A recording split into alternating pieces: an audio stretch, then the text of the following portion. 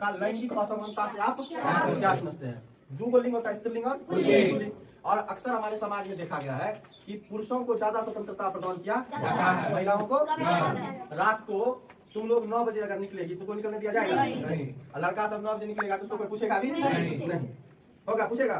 हमारा समाज हमेशा से प्रति प्रधान रहा है, यानी कि पुरुष को ज्यादा अवसर दिया गया है, अपॉर्चुनिटी उसके पास ज्यादा है, महिलाओं को कम दिया है। आजादी के 78 साल के बावजूद भी हमारे यहाँ स्थिति जस की तस बनी हुई है, लेकिन कुछ सुधार भी हुआ है। तो लिंग के आधार पर किया गया भेदभाव क्या कहलाएगा? लैंगिक असमानता कहलाता है। लिंग के आधार पर किया गया भेदभाव क्या कहलाता है? जल्दी से लिखिए, लैंगिक असमानता से आप क्या समझते हैं?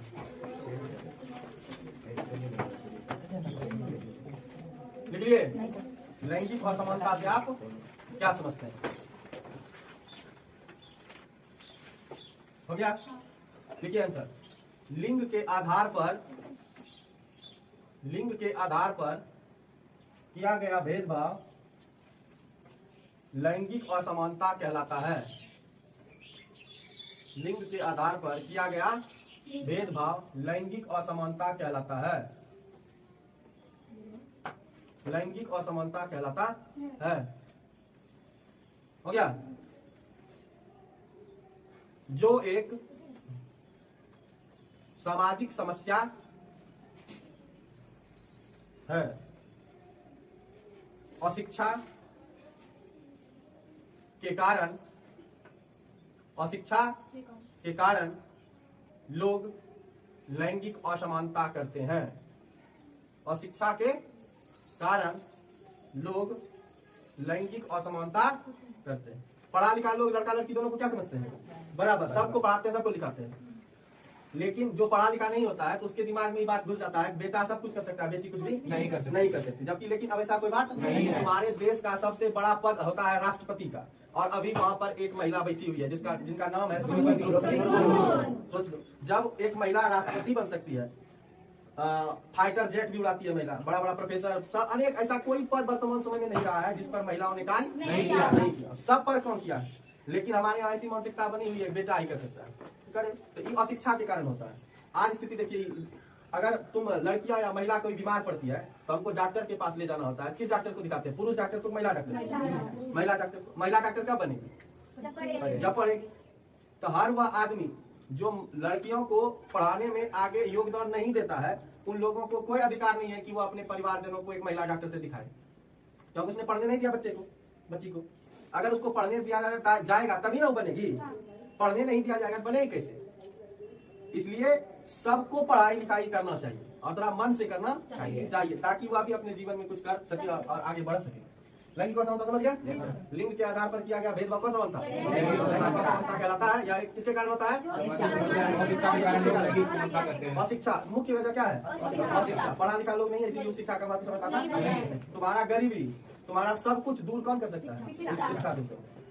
अगला क्वेश्चन है, रंग भेद से आप क्या समझते हैं? रंग भेद, चमड़ी के रंग के आधार पर किया गया भेदभाव कौन भेद कहलाता है? रंग भेद कहलाता है। लिख लीजिए आंसर, चमड़ी के रंग के आधार पर किया गया भेदभाव, चमड़ी के रंग के आधार पर किया गया भेदभाव रंग भेद कहलाता है। भेदभाव रंग भेद कहलाता है। जो दक्षिण अफ्रीका में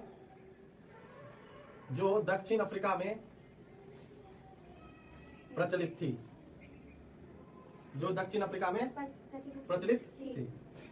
तुमको क्या लगता है भारत में रंग भेद है? भारत में भी रंग भेद है, लेकिन यहाँ उतना नहीं है। शादी के मौके पर लोगों की पहली पसंद क्या होती है? लड़की कैसी चाहिए? पहला ही बात है।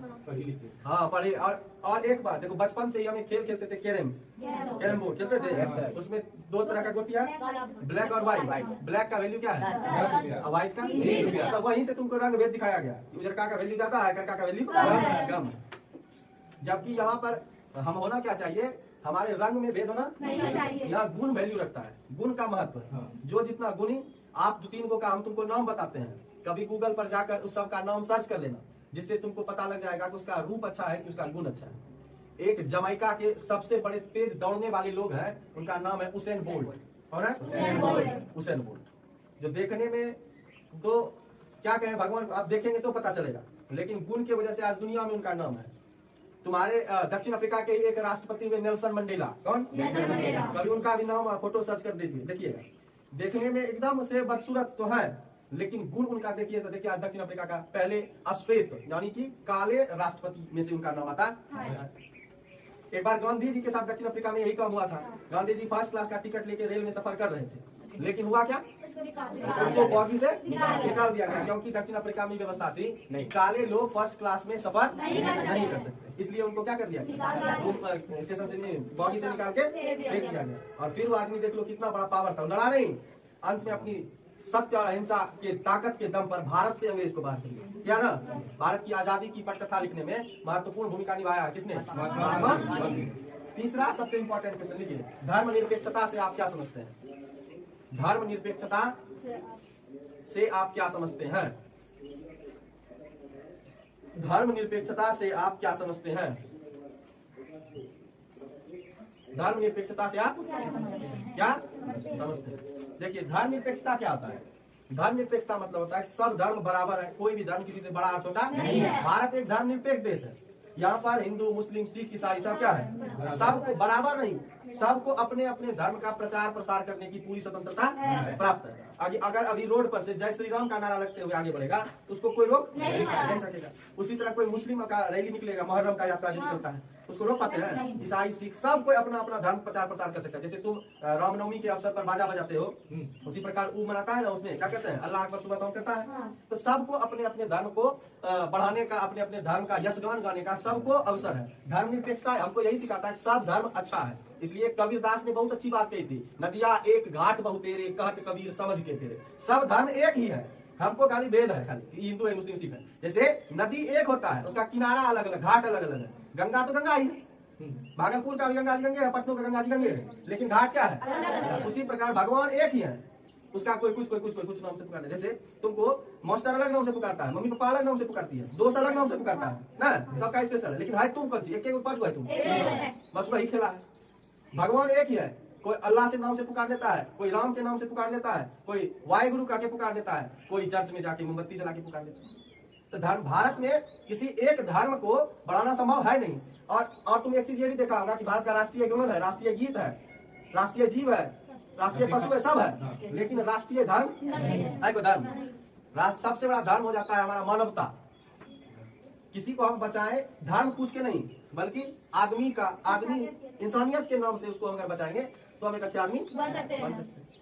किसी को बचाने से पहले हमको उसका धर्म नहीं पूछना चाहिए। आदमी बहुत सेल्फिश है। आदमी क्या है, अगर तुम्हारे घर पर कोई दूसरे जाति का लोग आता है तो तुम उसके पहरावे उड़ावे से पहचान लेते हो कि कौन जाति का है, और उससे सटना भी पसंद नहीं करते। लेकिन जैसे ही तुम ट्रेन में, बस में सफर करने के लिए जाते हो, क्या धर्म पूछ के बैठते हो? और अगर तुम धर्म पूछ के बैठोगे तो क्या तुमको बैठने दिया जाएगा? नहीं। जहाँ पे आदमी को परेशानी होता है वहाँ पे वो चीज भूल जाता है, और जहाँ पे उसको बेनिफिट होता है, हाँ, उसके बाद देखो उसका नोट क्या कहो करेगा। हिंदू, मुस्लिम, सिख, ईसाई सब है भाई भाई, महात्मा गांधी ने कहा है, लेकिन वास्तविकता इससे परे है, सब एक दूसरे से भिन्न है ना।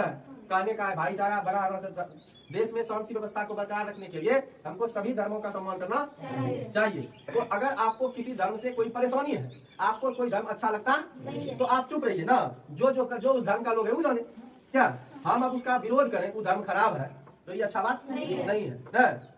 सब धर्म अच्छा है, कोई भी धर्म हमको आपस में लड़ाने की शिक्षा नहीं। लेकिन क्या किया जाए, कुछ ओछे मानसिकता के लोग धर्म के बातों को कुछ इस प्रकार से लोगों को बताते हैं कि लोग आपस में लड़ने लगते हैं। इसीलिए मैकियावेली ने कहा है, धर्म लोगों के लिए हफीम है। जो लड़ाई कोई नहीं करवा सकता है, वो लड़ाई कौन करवा सकता है? धर्म करवा सकता है। सोचिए, लेकिन हमको भारत कौन देश है? धर्म। देखिए आंसर इसका, धर्मनिरपेक्षता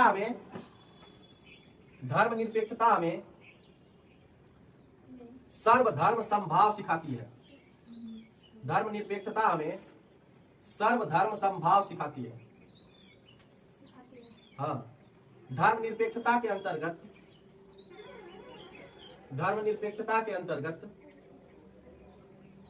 सभी धर्मों को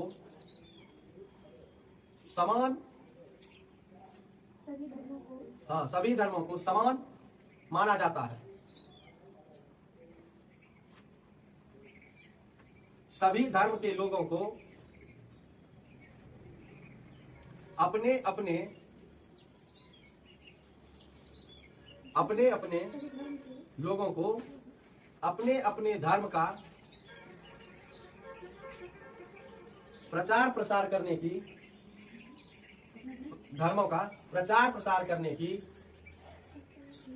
पूरी स्वतंत्रता प्रदान की जाती है।